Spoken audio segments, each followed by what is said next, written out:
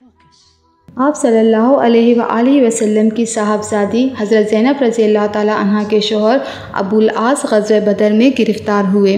یہ اس وقت کی بات ہے جب مشرکوں سے نکاح نہ کرنے کا حکم نازل نہیں ہوا تھا۔ حضرت زینب رضی اللہ تعالیٰ عنہ کی شادی ابو العاص سے ہو چکی تھی۔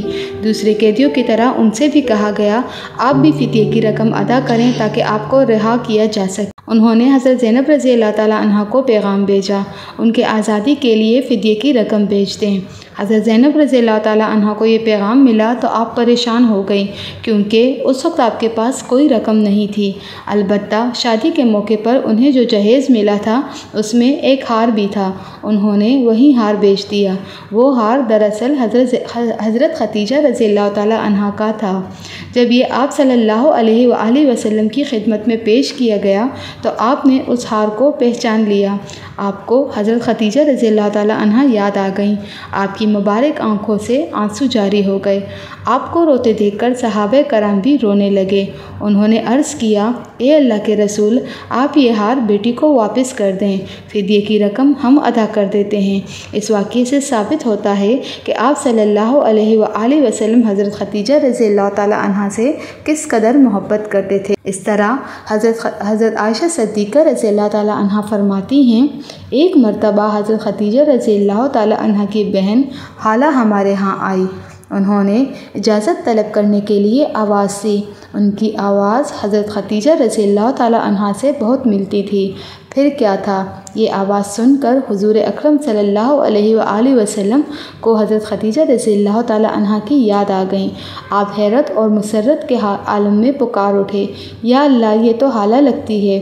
اس وقت میں نے آپ صلی اللہ علیہ وآلہ وسلم سے کہا آپ قریش کی ایک بوڑھی عورت کو کیا ہر وقت یاد کرتے رہتے ہیں، انہیں تو فوت ہوئے عرصہ ہو گیا ہے، اللہ پاک نے آپ کو اس سے بہتر بیوی عطا فرما دی ہے۔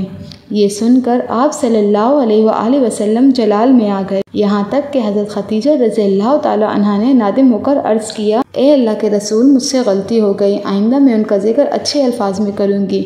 جب بالکل نزدیک کے لوگ آپ پر ایمان لا چکے تو اللہ نے حکم نازل فرمایا کہ اپنے قریبی لوگوں کو بھی ڈرائیے۔ یہ حکم نازل ہونے پر آپ صلی اللہ علیہ وآلہ وسلم کوہ صفا پر تشریف لے گئے اور پکار کر فرمایا اے بنی عبد المطلب، اے بنی فہرہ، اے بنی کعب، اگر میں تم سے کہوں کہ اس پہاڑ کے پیچھے دشمن جمع ہو گئے ہیں اور تم پر حملہ کرنے والے ہیں تو بتاؤ کیا تم میری اطلاع کو درست سمجھو گے؟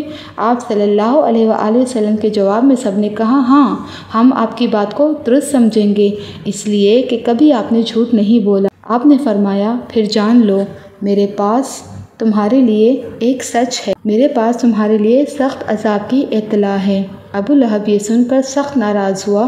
اس نے بن کر کہا تو ہمیشہ برباد رہے، کیا تو نے بس یہی سنانے کے لیے ہمیں بلایا تھا؟ نعوذ باللہ۔ پھر سب لوگ بڑبڑاتے ہوئے واپس لوٹ گئے۔ آپ صلی اللہ علیہ وآلہ وسلم نے تبلیغ کا کام جاری رکھا۔ اس پر قریش کی طرف سے شدید مخالفت آئی۔ آپ صلی اللہ علیہ وآلہ وسلم کو جب بھی قریش مکہ کی طرف سے صدمہ پہنچتا تو آپ سیدہ خدیجہ رضی اللہ تعالیٰ عنہ کے پاس تشریف لاتے۔ سیدہ آپ کی باتوں کی تصدیق کرتی اور آپ کا صدمہ دور ہو جاتا۔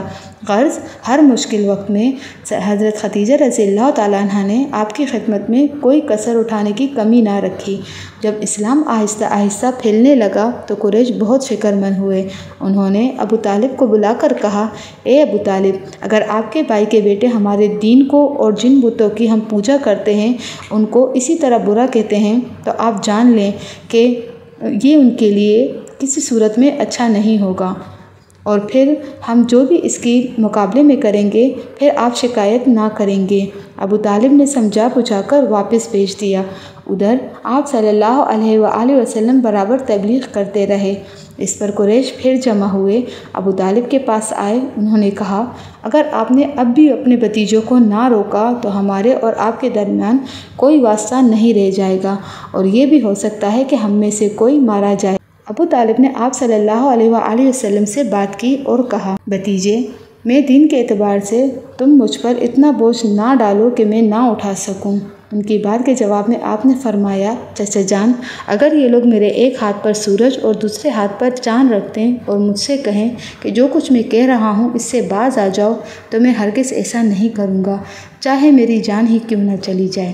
یہ سن کر ابو طالب نے فرمایا، بھتیجے، تم جو چاہے کرو، میں آئندہ تمہیں نہیں ٹوکوں گا۔